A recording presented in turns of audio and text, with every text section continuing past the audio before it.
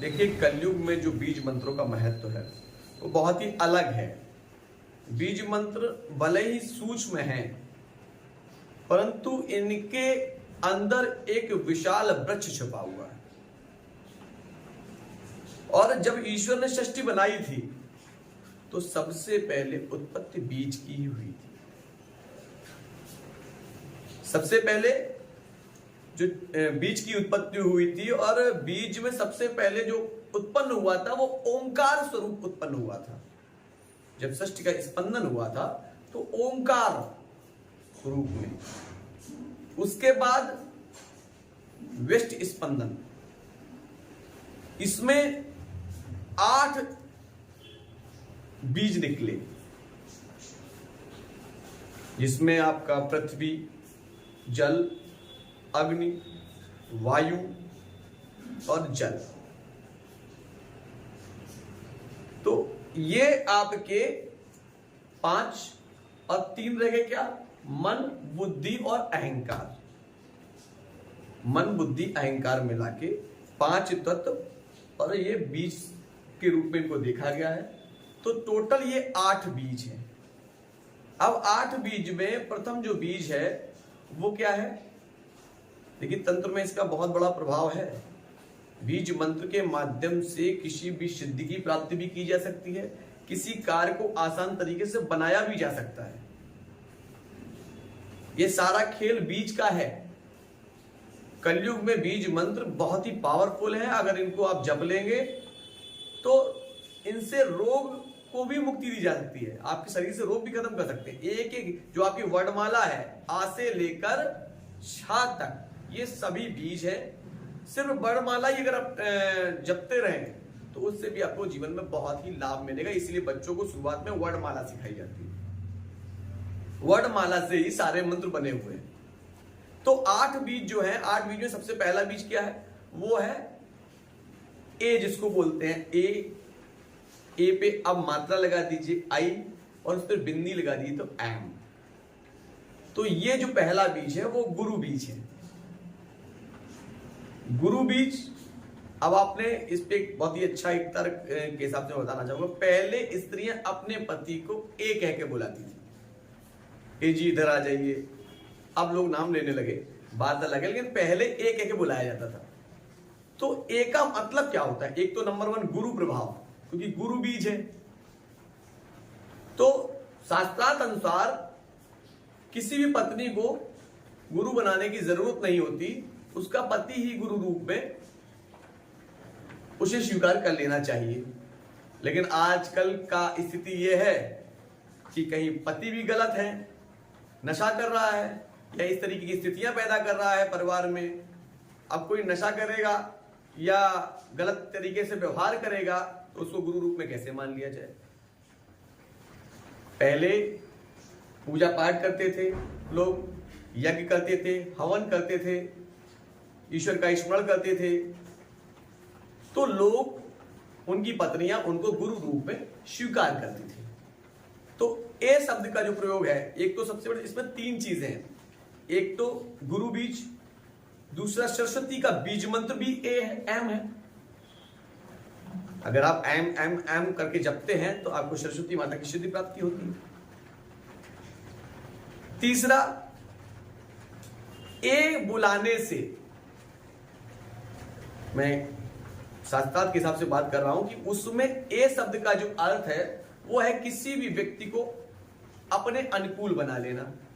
तो आप जिससे ए कह के बुला रहे हैं, पति को ए कह के बुलाते हैं, ए जी इधर आइए, तो आप उनको अपने अनुकूल बनाते हैं। और इस पर ए की मात्रा आई हो गया, आई, तो वो पुरुष वशीकरण के लिए उपयोग हो जाता है। तो वशीकरण के लिए भी ये मंत्र बहुत ही सार्थक है। तो ए गुरु बीज। इसके बाद जो आपका बीज है वो है ह्रीम। ह्रीम जो है वो शक्ति के बीज के रूप में देखा गया है।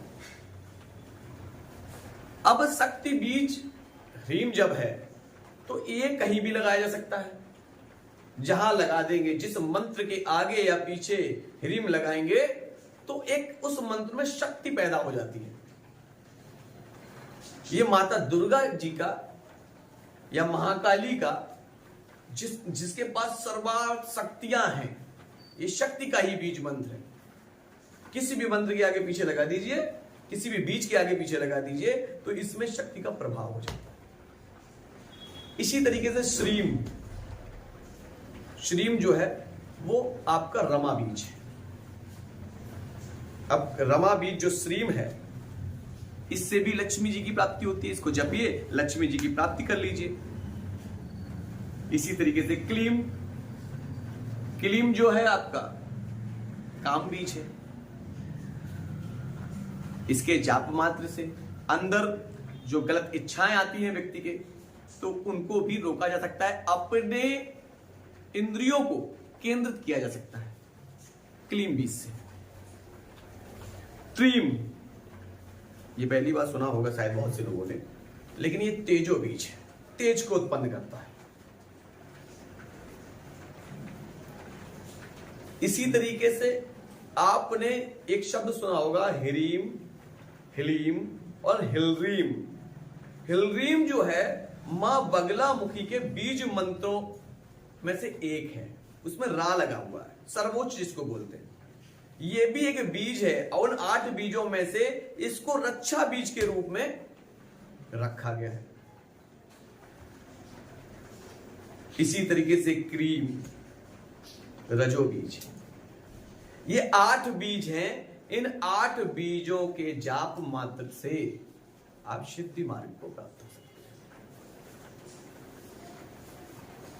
अब जो लोग साधना कर रहे हैं, जो लोग साधक हैं, मैं उनके लिए ये बात बताना चाहूंगा कि इन बीज मंत्रों के उच्चारण मात्र से, अब बीज मंत्रों में किस बीज मंत्र का उच्चारण करी जाए सिद्धि की प्राप्ति हो जाएगी, ये तो गुरु ही बताएंगे आपको, और आपके जो गुरु हैं वो आपको मार्ग दिखाएंगे। क्योंकि हर मंत्र में मित्र और शत्रु भी देखा जाता है कि वो आपके लिए प्रभावशाली है या नहीं। और गुरु अगर कोई मंत्र दे रहा है तो वो स्वयं में सिद्ध होता है, गुरु बारी से, या कोई साधक जो साधना करने वाला व्यक्ति है वो अपने मन से कोई मंत्र दे दे आपको, वो भी सिद्ध होता है।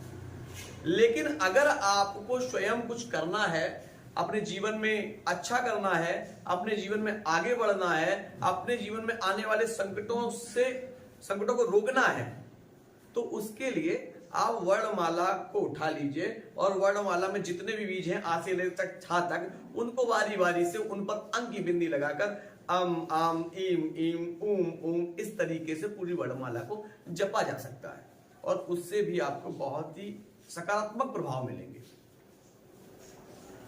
इसी तरीके से एक एक बीज मंत्र जो है वो रोग मुक्ति के लिए भी सहायक है। सबसे पहले चिकित्सा कौन सी थी? सबसे पहले क्या आयुर्वेदिक पद्धति थी? क्या ये डॉक्टरी पद्धति थी? क्या होम्योपैथिक पद्धति थी? नहीं, सबसे पहले मंत्र चिकित्सा ही चलती थी। मंत्रों द्वारा लोग किसी के रोग को खत्म कर देते थे। आज अगर ये काम करते हैं तो लोग हंसते हैं, ये नया डॉक्टर आ गया, ये अपने आप को एमबीबीएस समझ रहा है, ये ऐसा है वैसा है। कई तरीके के लोग कहते हैं अरे मंत्रों के द्वारा ये ठीक करने लगे तो फिर इन डॉक्टरों का क्या काम।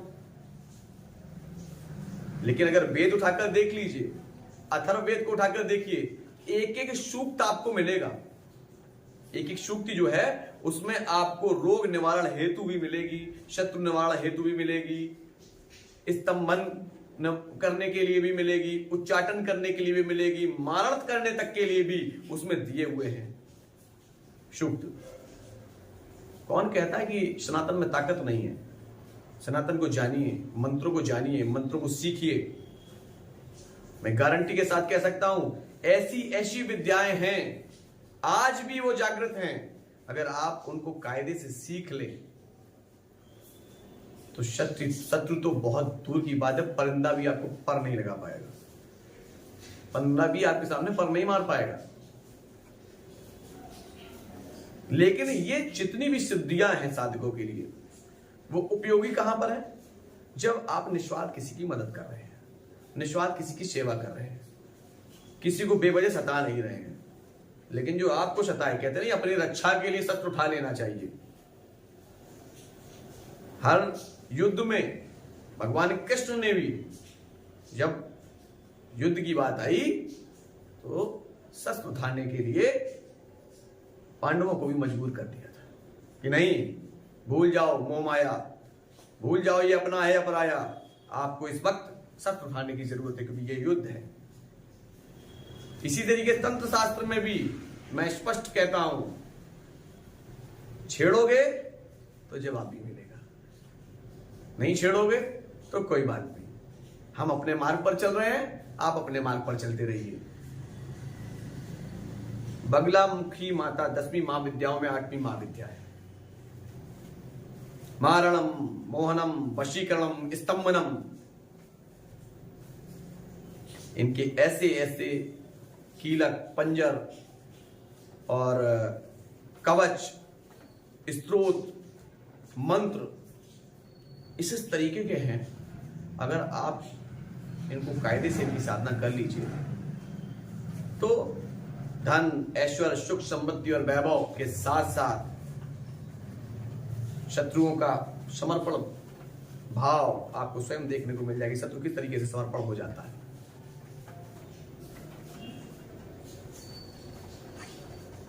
बगलामुखी माता के साधक से वैर नहीं करना चाहिए और कायदे से किसी भी साधना क्षेत्र में जो भी जुड़ा हुआ है उससे वो वैर ना करे तो ही बेटर है। क्योंकि कहते नहीं, देवी पूज पद कमल तुम्हारे, सुर नर मुनि सब होए सुखारे। चाहे वो सुर करे, चाहे असुर करे, चाहे मानव करे या दानव करे, जो साधना अच्छे रूप में अपनी देवी या अपने इष्ट को प्रसन्न कर लेगा, देवी और देवता उसी को वरदान दे देते हैं। भगवान शंकर को तो आपने देखा ही होगा। भगवान शिव को किसको वरदान दे दिया? भस्मासुर को। लास्ट में वो उन्हीं पर ही प्रयोग करने लगे। हाँ, भगवान के पास तो इन सब की काट है, दिए हुए वरदान तक की काट है। क्या इंसान के पास है? तो सनातन पे टिप्पणी करना बंद कर दीजिए, सनातन का विरोध करना बंद कर दीजिए। जो भी लोग भक्ति मार्ग पर हैं, आपको लग रहा है वो ढोंग कर रहे हैं या वो कुछ भी कर रहे हैं, वो अपना अपना कर्म झेलेंगे, परंतु आप अपने मुख से किसी भी संत के लिए, किसी भी साधक के लिए गलत बोलना बंद कर दीजिए या गलत टिप्पणी करना बंद कर दीजिए। अगर वो सही हुआ तो उसके पीछे की शक्तियां आपको छोड़ेगी नहीं, कहीं ना कहीं वो आपको निगेटिव प्रभाव डालेगी, क्योंकि वो अदृश्य है।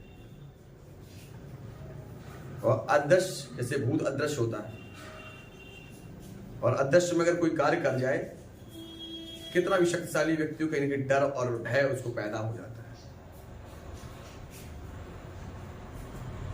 पता नहीं होता सामने एक्सीडेंट होने वाला है, गाड़ी डगमगाती है और आप डर जाते हैं, अरे ये क्या हो रहा, ये क्या हो रहा। एक भय आ जाता है ना, तो वो भय होना चाहिए। अगर आप सत्य हो, सही हो, तो किसी से डरने की जरूरत नहीं है। और गलत व्यक्ति, चोर, वो कहीं ना कहीं अपने सुराग छोड़ जाता है और कहीं ना कहीं इतना भय उसके अंदर होता है। इसीलिए पुलिस जल्दी चोर को कैसे पकड़ लेती है, क्योंकि वो समझ जाते हैं कि इसके अंदर ये भय है या ये चीज है इसके अंदर। कहीं ना कहीं कोई ना कोई क्लू छोड़ के चला जाता है। तो ईश्वर को मानिए, ईश्वर में श्रद्धा रखिए, बीज मंत्रों का जाप करिए, फिर देखिए आपके जीवन में क्या परिवर्तन होता है। आप साधना को करिए, देवी को मानिए और फिर परिवर्तन देखिए। जय माई की, जय श्री पंडों का सरकार, जय श्री हाथीवाल।